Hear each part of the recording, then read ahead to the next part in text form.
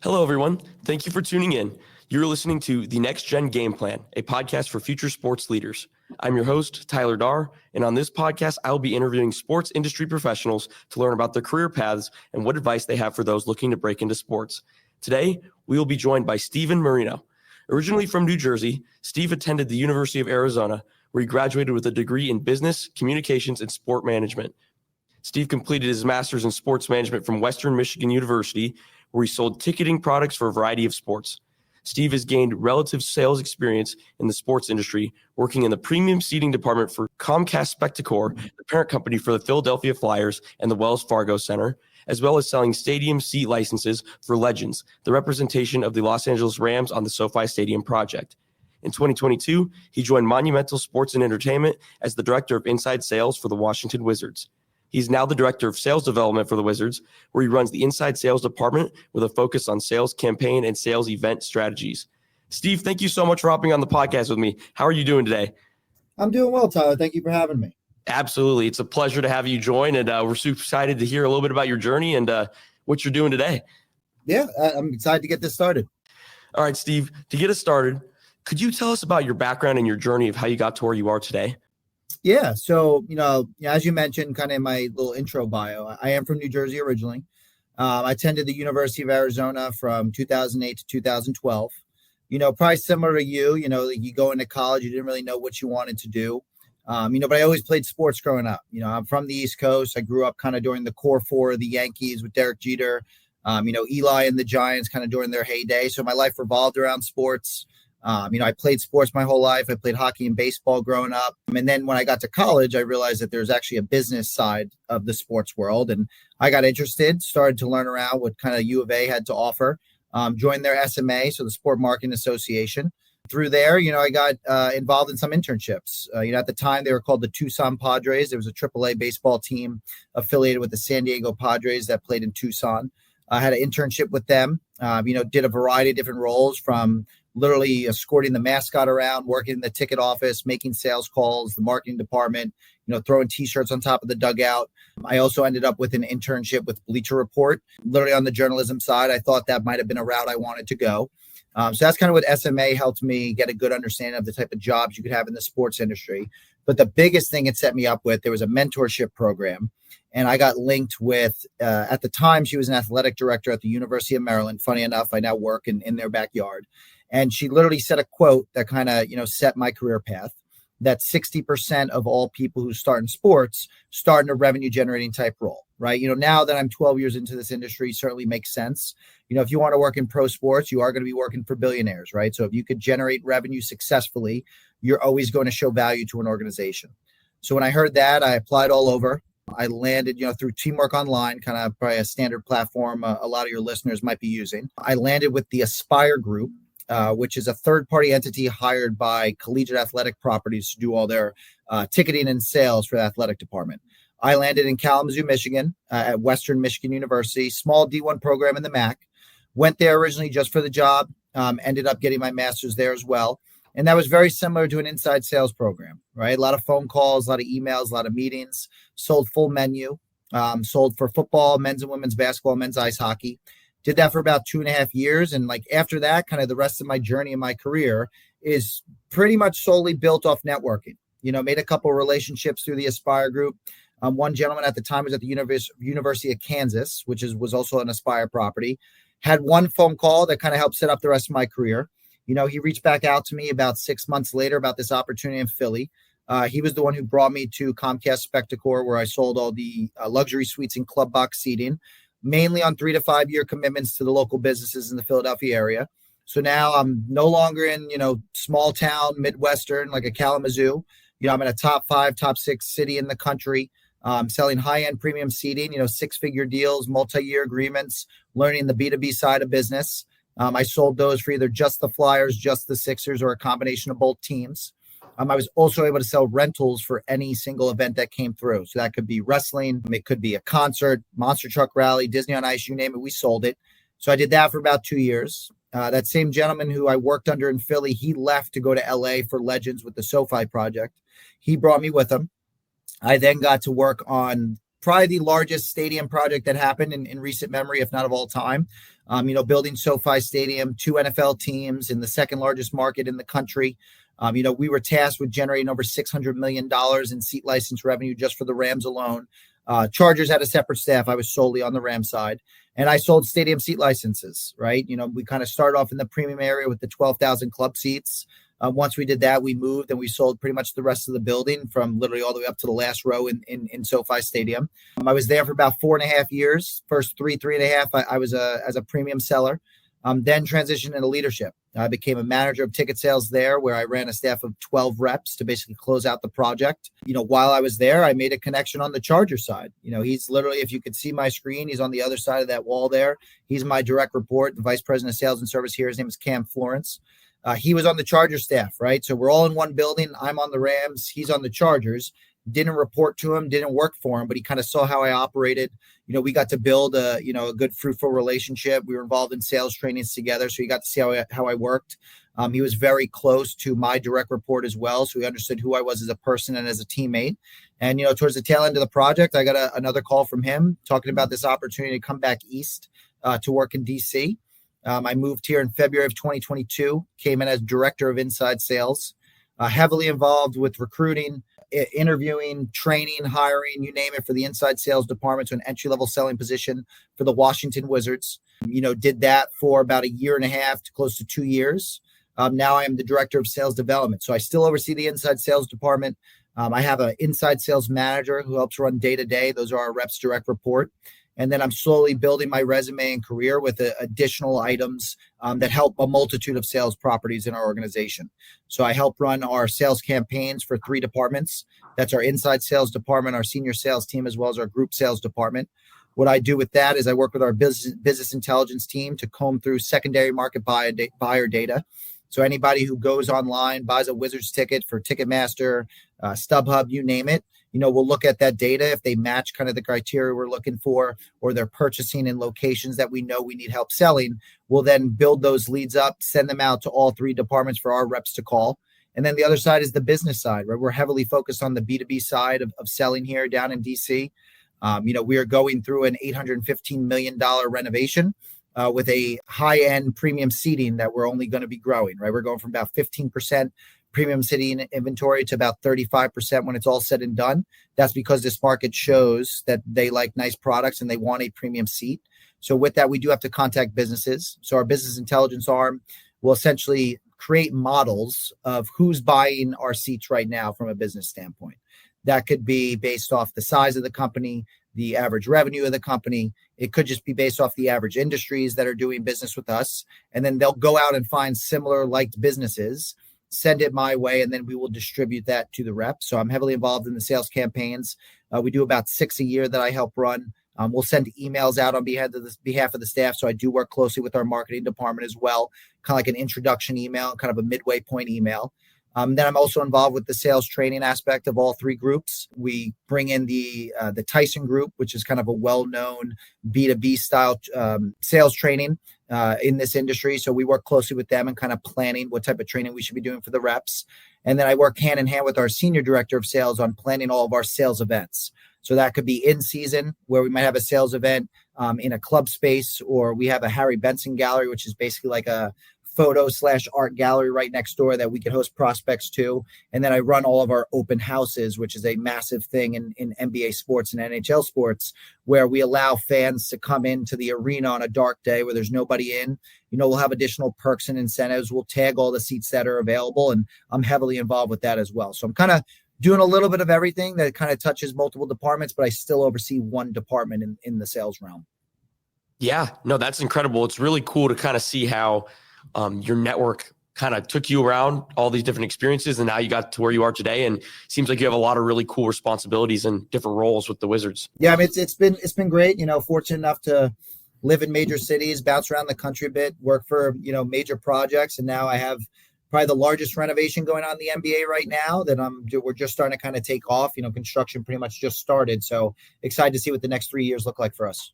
100% exciting future for the Wizards. And then kind of looking at sports sales in a different realm, like how does the role of sales in the sports industry change between the season and the off season? Yeah. So, in season, the way we look at our games is we have about 41 opportunities. right? Like, yes, you have to do your seat visits, you have to visit your reps or your clients that you already sold, but we have pretty much a suite every single game. We call it a prospect suite where we can invite people out.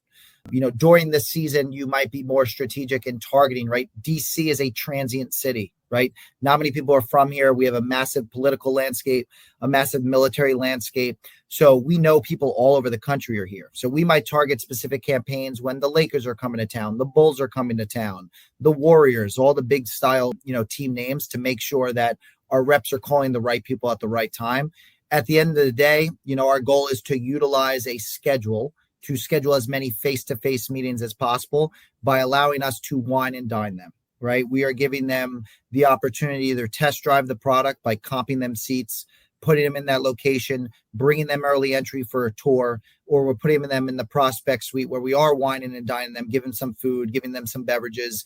Maybe a GM or maybe an alumni might come by the suite and kind of speak to them or introduce themselves. But we use the season as an opportunity. Is one, the call numbers and volume has to be up. We have games, there's basketball being played, basketball is top of mind, and we have to take advantage of getting people in an arena when a live product is going on. So that's kind of the main focus in season. Off season's a little bit different. It's how can we set ourselves up for the best success in the upcoming season. We are probably 80% of the time focused on businesses in the off season. Our metrics change, our KPIs that we judge our reps off of change. We are heavily focused on, are you actively reaching out to businesses? Are you actively getting out of office? Like, if I don't see my reps in the summer, that's a good thing. I want you to go out of office, book one meeting, do Google Maps, see what other businesses are around that area, and stay out into the Tyson, Corners area, or Arlington, or downtown DC, wherever it may be. The goal is to just get out, make a name for yourself, meet as many people as possible, especially with our renovation, right? We're focused on premium seating. It is a high dollar value product. Not many people want to talk Wizards basketball in May, June, and July, right? We kind of know where we are from an on-court product standpoint. We have young talent, we're showing signs, not to say that we don't have fans, but I think from, the best use of their time and hours as a sales rep standpoint, we're heavily focused on the business community. We start mixing in networking events that we want our reps to attend. And what we're solely going to be focused on now in this upcoming offseason with our renovation, we're building an experience center, which is going to be attached to the arena. It's basically showcasing what the finished product will look like.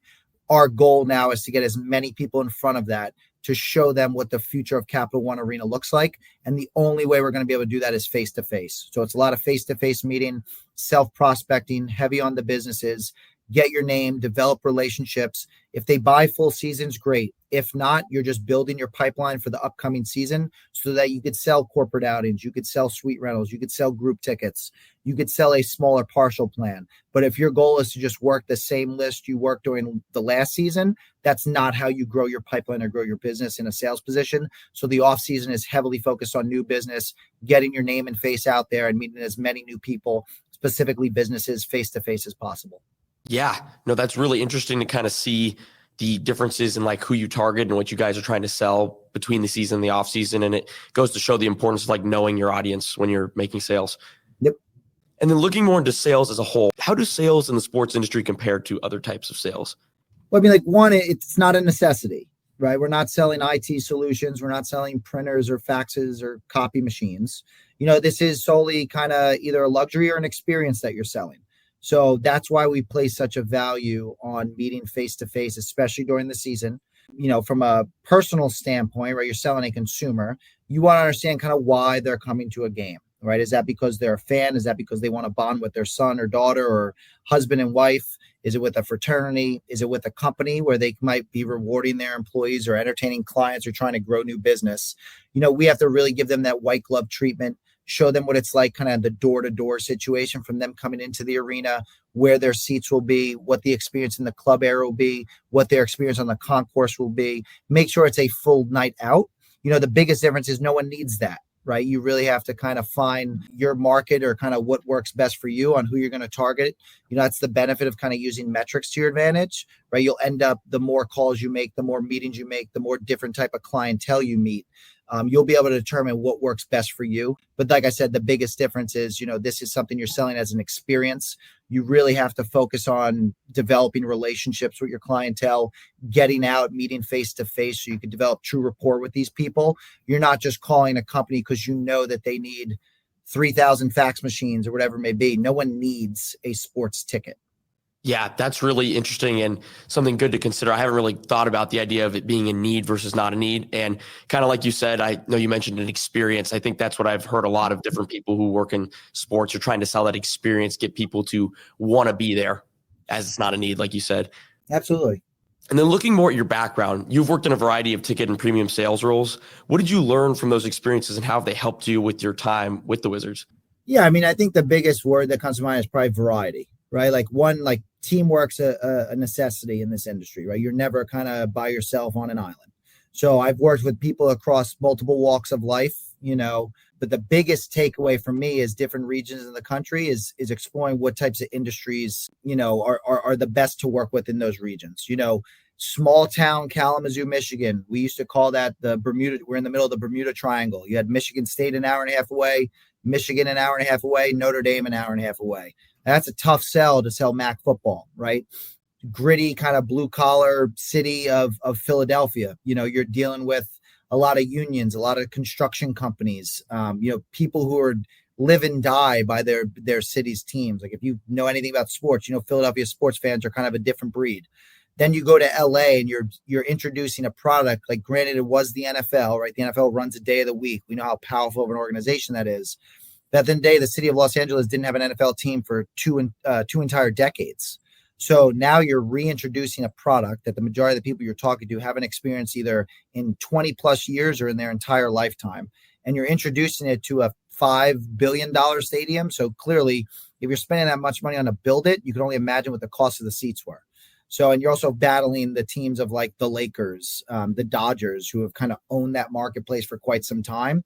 And then now you're in DC, right? The political capital of the world, the military capital of the world, I'd say as well.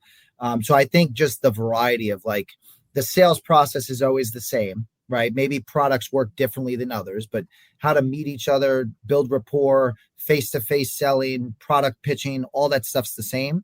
I think the people you deal with in the industries that thrive in those different environments, because of that, that's helped me set me up for success because I have such a variety of people I've dealt with throughout my entire career.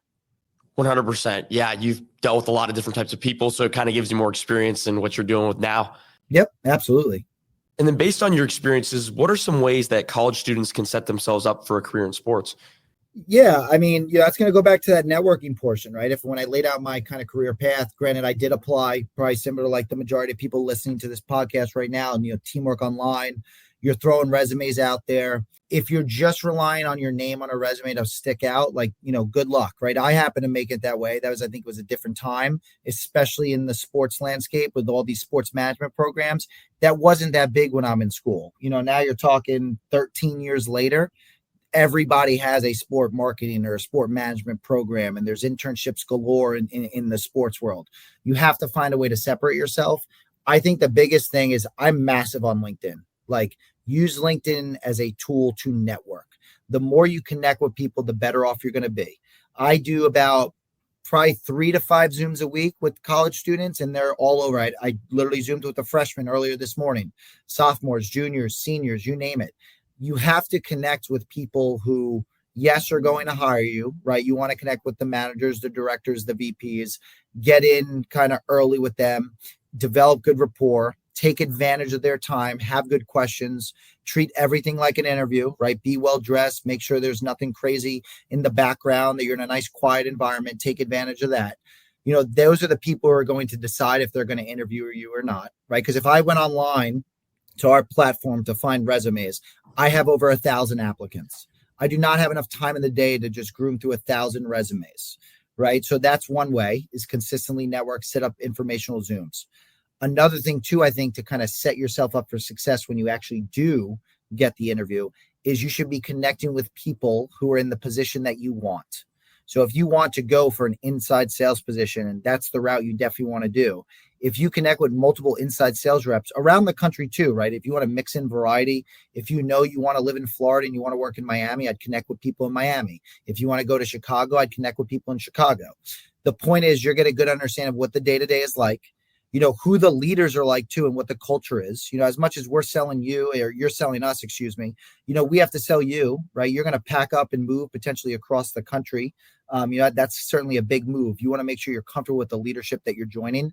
You're going to get kind of the firsthand real world responses from the reps who work under them. You'll get a good understanding of what they enjoy about the job and what they dislike about the job. And then more importantly, like where and how they find success, and also what they struggle with. So the more you do that over the time, you're building relationships with the people who are going to decide if they're going to interview you or hire you. You want to get on their good graces. And then when you actually are set up for your interview, you could speak on the language of the job a bit more, because now you're building relationships with reps in the industry who are actually doing the jobs you're applying for. For sure. I think that's all great advice. And like you said, the resume can only take you so far. And especially with today's world, you got your LinkedIn, Teamwork Online, you're applying to stuff. But at the end of the day, you're applying with like people across the country are all competing with you, and you got to find a way to stand out. There's sports sales like specifically in the sales world, because that's what I know, but like there's a massive competition down in Atlanta now between the Hawks and Baylor University. There's conferences and networking events and career fairs like every other month. Like I never witnessed this when I was in school. Like it is a very competitive market now. I will say that you have to try to find ways to separate yourself. The earlier you start, the better. And just take advantage of your opportunity if you ever get face-to-face with somebody. 100%. Always be prepared and take advantage of what's presented to you. Absolutely. And then kind of building on that, what specific skills do you believe are important for people to have to be successful in the sports industry? Well, so one, you need to know you're not joining a 9-to-5 industry, right? You work very long hours. If I work a game day, I'm probably here for like 12 to 14 hours a day, and that's in the NBA, 41 times a year. You want to work baseball, you're doubling those games, right? NFL is a little bit different because they have the shorter season and on Sundays. So like work ethic and energy is unquestioned, right? If you want to specifically on a sales side, like it does end up becoming a numbers game early on in your career, where simply put, the more calls you make, the more meetings you have, 9 out of 10 times you're going to be towards the top of the board. So, from traits and experiences that I specifically look for, like I want to see that you're active in college, right? Were you part of clubs? Were you part of fraternities? Were you part of different organizations? Did you have maybe a serving job while you're taking a full 15 credits worth of class? Little stories and things that could show me that you're built for this and you know what it takes to kind of put in work. You know what it takes to work in an industry with long hours. The energy and attitude really control your controllables. Like you don't understand how far that could really take you. People are kind of like, energy vampires, and they're just miserable to work with, and they just don't bring the right attitude to work every day. Like it's hard to see those people advancing in this career, right? You really have to the controllable things. It sounds so simple and it's so cliche, but it really is kind of the easiest way to make a name for yourself. I think organization's massive too, right? There's a lot on your plate with 41 home games in the NBA, specifically for me, like juggling interviews, juggling trainings, a different type of leadership meetings I'm in. From my sales rep standpoint, we sell full menu, meaning we're selling single game tickets, full season tickets, partial plans, group tickets, all of our premium products. You're selling suites, courtside seats, or Hennessy lofts. Not only there's a lot of products, with those products are different price points, meaning you're talking to a boatload of different clientele, from families to people who want to sit on the 400 level for a $16 group ticket to CEOs of companies who are willing to spend $200,000 on courtside seats. Like there's so much variety, and you have the ability to sell full menu. If you're not organized and structured each day, like you can't just wing it going into this role. You have to have a plan each and every day so you could actually attack every product, attack every type of lead assignment and different clientele that's in your book of business. I think the last thing that's very important too, it's like nothing was built in a day, right? Like having patience on your side is very key in this industry. You can't be like, I can't be looking at Tyler Darr on the leaderboard, seeing he's ahead of me, and just that's only going to make added pressure. Like just run your race, be patient, buy in, be a good teammate, want to learn, be as curious as possible, right? You have 2 ears and 1 mouth for a reason. You should be listening a lot more than speaking early on in your career. Just be a sponge, soak it all up. If you do all that, you have a strong work ethic, you have a good energy and attitude to yourself, you are going to find success and climb the ladder. It's just a matter of time. So just Be patient. Don't compare yourself to anybody else because that's just going to put more pressure on you. Definitely. No, I think that's a great piece of advice. All that stuff is very important. And I really do think that patience part is really cool. Things take time and there's no reason to rush yourself, and just taking the time to learn and grow is something that will help you hopefully down the road. Yep. And then focusing more on your role with the Wizards, what does the recruiting process for hiring new salespeople look like for you? Yeah, so we're fortunate enough to have support from upper management and my direct superiors in regards to like a bit of a recruiting budget. So we do hit the road a lot. We are on the East Coast, and in DC and the Mid Atlantic. So there's a lot of schools around here. So we make sure we attack the Georgetowns, the Marylands, all the HBCUs like Howard University that are around the DC area. We have a great relationship with UMass, South Carolina, Baylor. We're starting to grow a relationship with Penn State, Alabama, UNC.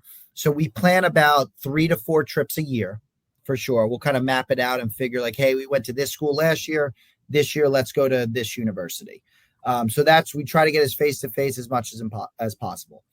Like I said, the LinkedIn aspect, like I use LinkedIn to advantage of posting kind of like our culture, right? Our winners on the sales board or promotion post or new class hiring post. Little things like that like have done wonders for me in regards to students naturally reaching out. I'm a director of sales, right? So if you're going to be cold calling or cold messaging me as a junior in college, wanting to just speak, learn about my career, ask me questions, I'm going to respond because that shows initiative. I'm hiring people who I need to do that to strangers. So if you're doing it to a stranger, that's a good start from the jump.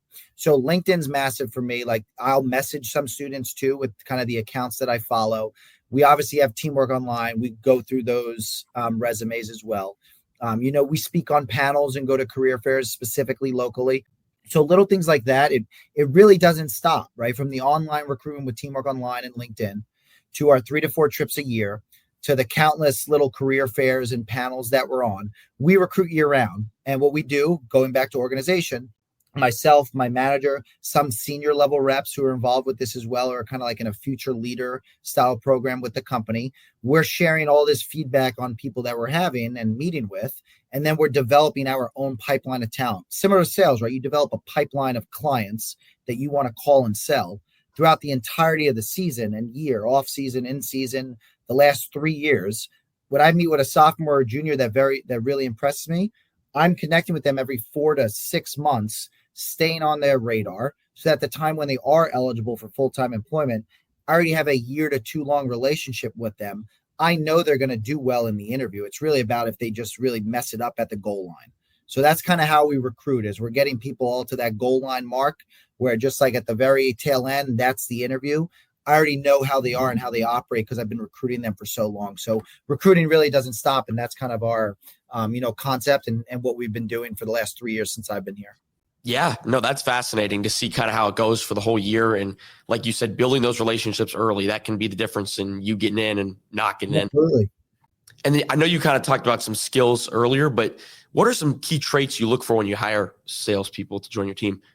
Yeah, I touched on a little bit, regarding kind of stories that you need to tell me with your work ethic, right? I want to see people who are involved in activities or just juggling multiple schedules or multiple jobs and internships throughout college. Doesn't necessarily have to be sales related, right? We've hired people numerous times without sales backgrounds. Being organized, structured, being curious. Like I judge a lot on an interview, not so much the answers to my questions, but the questions they ask me. I want people to see that they're invested, that they did their research on me, that they did their research on our company. Those people show that they're just naturally curious and they want to learn more about me, the job, the background, whatever it may be. That is a great trait to have that we kind of look for, because those typically make the best sellers, right? You have to be able to dissect a company and learn what their current situation is and what their desired situations are. A lot of that comes out to just being good question asking and being curious. So if you do that from the jump, that is a strong tell that you can do this job at a high level. Definitely. Yeah. Got to make sure like you are invested and you know what you're going into. And it just goes to show like they're more involved and want the role more than some others. Yep. And then you mentioned in the intro how the Wizards have some sales training. What is that process like? So when you first get hired on, we do our onboarding training. That takes about a week and a half to 2 weeks. There's a multitude of aspects to it. Like one, the technology side, understanding our phone system, understanding our Salesforce system, which is our CRM, where all of your client data is, understanding our Arctic system, where kind of all of our ticketing and locations is, how you obviously process payments. We'll do that from the jump. Obviously, product knowledge and getting to know the arena like the back of your hand with different tours and maps that we kind of make sure that you're studying up on. I think the biggest takeaway with ours is you're working for the Wizards, but you're employed by Monumental Sports Entertainment. So Monumental Sports Entertainment is one of the larger companies probably in the country on how we operate. We're similar to like a Kroenke Sports and an MSG in New York.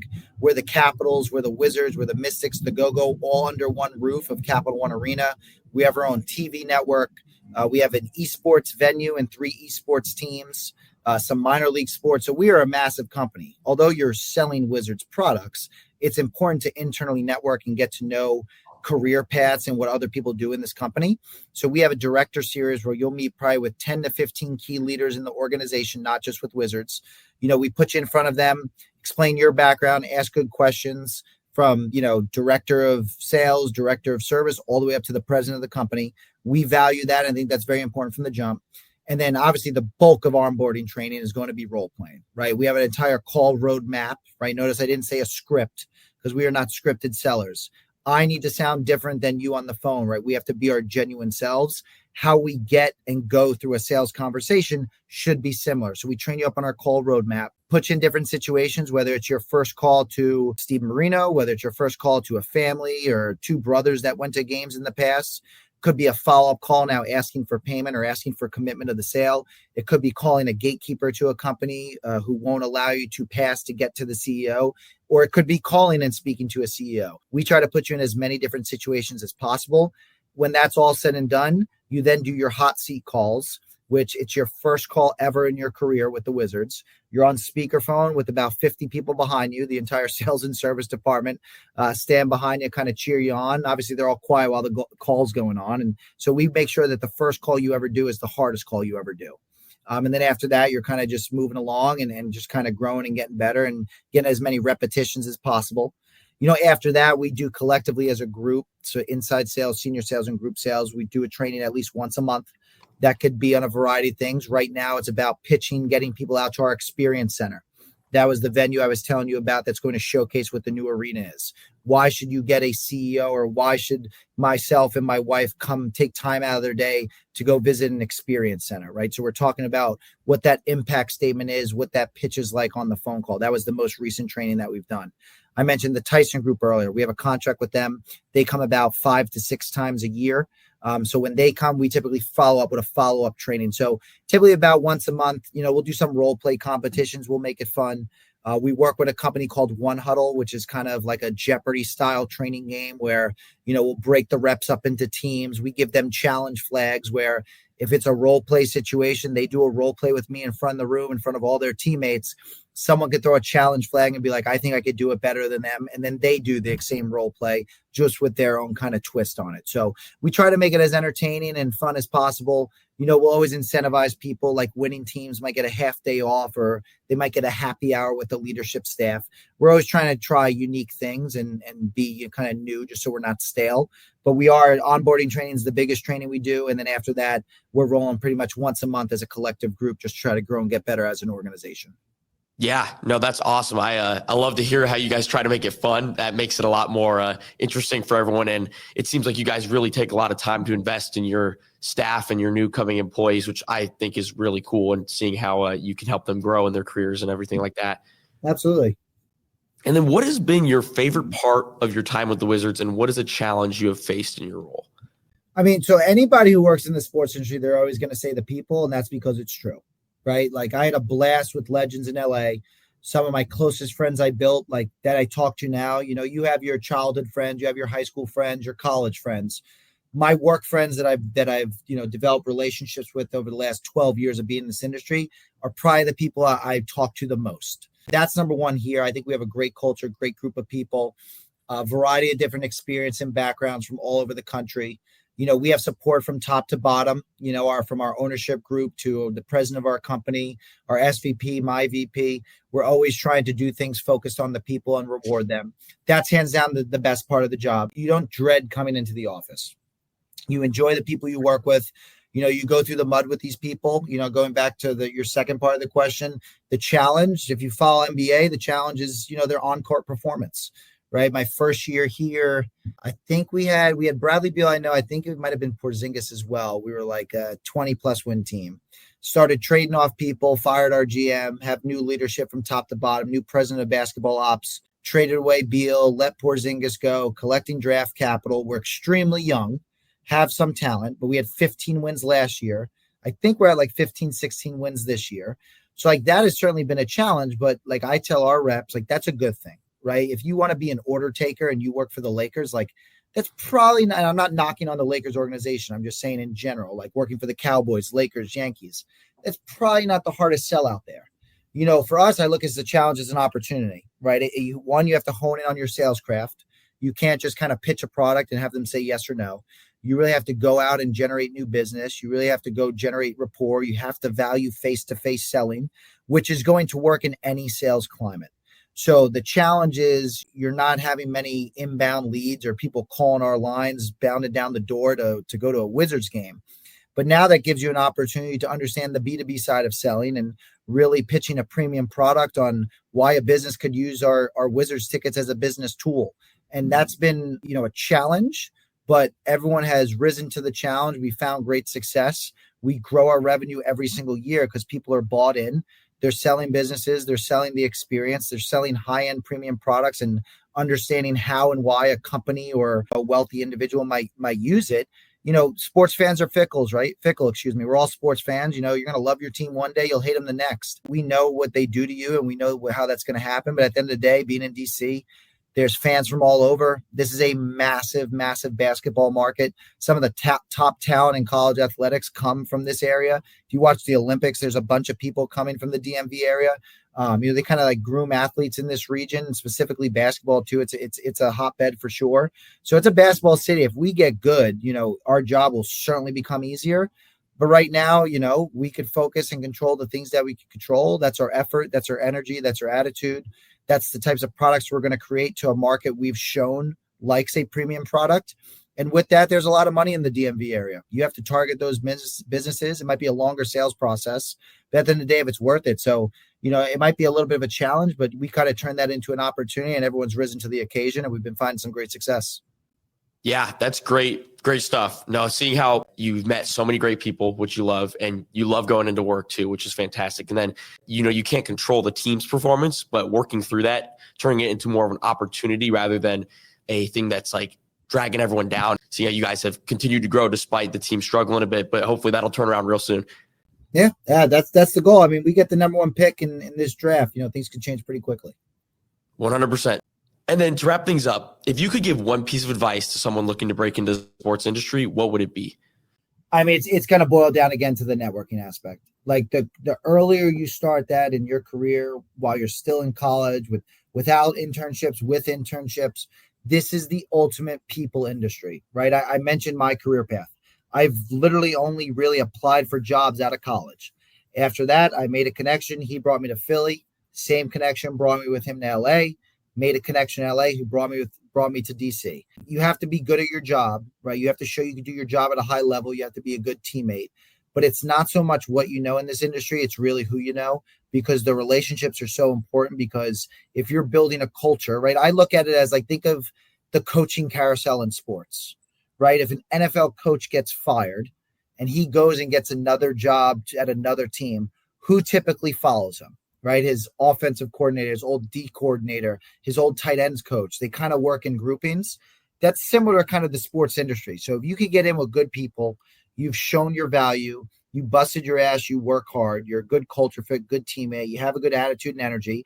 Like none of that necessarily is like a skill set so much. It's really just, what are you willing to do? Can you control your controllables? You do that, you develop fruitful relationships, you stay curious, you build relationships, you network. Like you will have a long career in this industry. If you started in college, you'll only be on a faster track than the route that I went. Awesome. Yeah, no, I think that's great advice to end on. Really goes to show like what you put in is what you'll get out at the end of the day. 100%. Well, everyone, that will do it for this episode. Today, we were joined by Steven Marino, the Director of Sales Development for the Washington Wizards. Steve, thank you so much for your time. I truly appreciate you joining me on the podcast. Absolutely. I appreciate you having me.